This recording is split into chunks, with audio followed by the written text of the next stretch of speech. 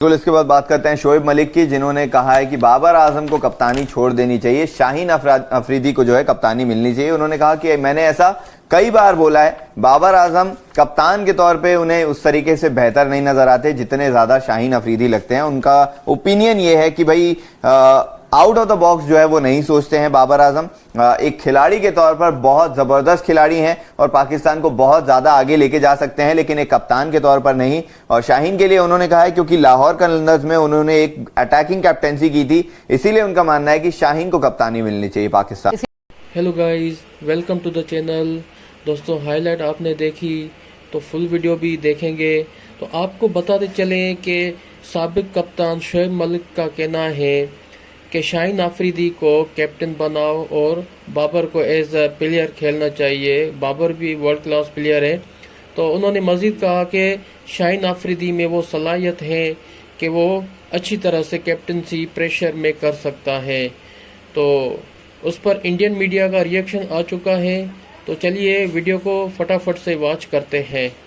बिल्कुल। इसके बाद बात करते हैं शोएब मलिक की, जिन्होंने कहा है कि बाबर आजम को कप्तानी छोड़ देनी चाहिए, शाहीन अफरीदी को जो है कप्तानी मिलनी चाहिए। उन्होंने कहा कि मैंने ऐसा कई बार बोला है, बाबर आजम कप्तान के तौर पे उन्हें उस तरीके से बेहतर नहीं नजर आते जितने ज्यादा शाहीन अफरीदी लगते हैं। उनका ओपिनियन ये है कि भाई आउट ऑफ द बॉक्स जो है वो नहीं सोचते हैं Babar Azam.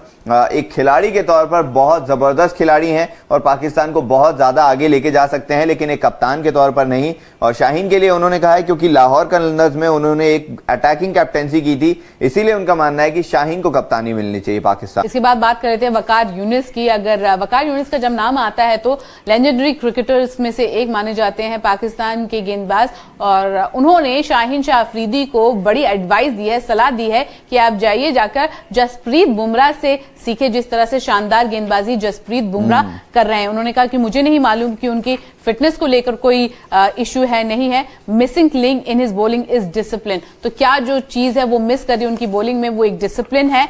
And he is over trying to get wickets, बहुत ज्यादा ट्राई कर रहे हैं विकेट्स लेने के लिए।